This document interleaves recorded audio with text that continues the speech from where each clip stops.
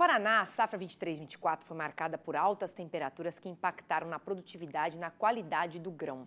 A quebra em relação à safra anterior no estado foi de 17%.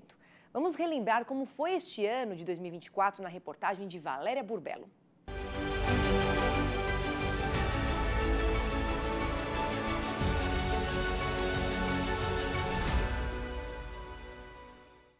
A frustração de safra no Paraná foi caracterizada principalmente pela estiagem prolongada nas principais regiões produtoras, especialmente durante a fase de floração e enchimento de grãos entre dezembro de 2023 e fevereiro de 2024. O estresse das plantas neste período mais crítico definiu os efeitos de quebra, que foi de cerca de 3 milhões de toneladas. A gente teve uma onda de calor muito intensa no estado, e isso acabou por encurtar os ciclos das lavouras, né, de soja, e isso impactou diretamente em termos de produtividade. Aliado a isso, a gente teve também, no início das lavouras, além de um período que teve chuvas intensas, você teve também um período de estiagem. Então isso acabou influenciando negativamente no desenvolvimento das lavouras e culminando numa produção menor. Entretanto, ainda dentro vamos dizer, de uma margem segura em termos de volume para o estado do Paraná. No último ciclo, a produção da soja no Paraná atingiu 18,4 milhões de toneladas. E a perspectiva para esta safra que está em curso é de 22,4 milhões de toneladas. O aumento representa um crescimento de 21% em relação à temporada passada, que sofreu com adversidades climáticas em diferentes regiões. Em algumas, excesso de chuvas e geadas e em outras, estiagem. A gente teve seca no oeste e região norte pioneiro principalmente. A gente observou períodos muito longos sem chuva, então realmente lá eles tiveram um prejuízo expressivo, uma quebra mais expressiva.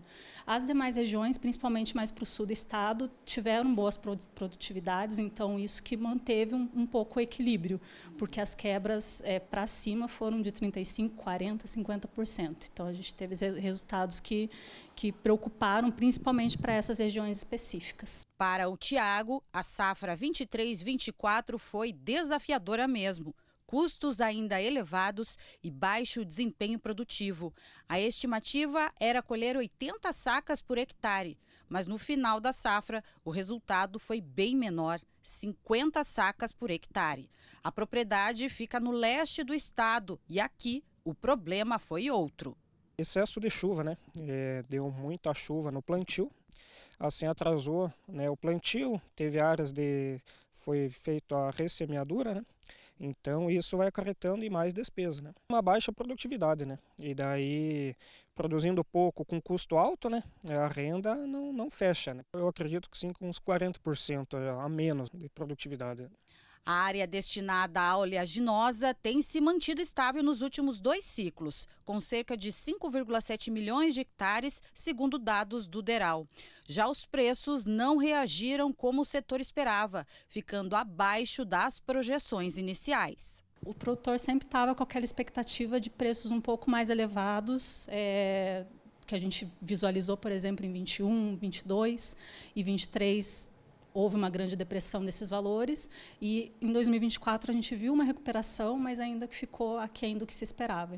Na análise do secretário de Agricultura do Paraná, foi um ano de muitos desafios, mas relativamente bom.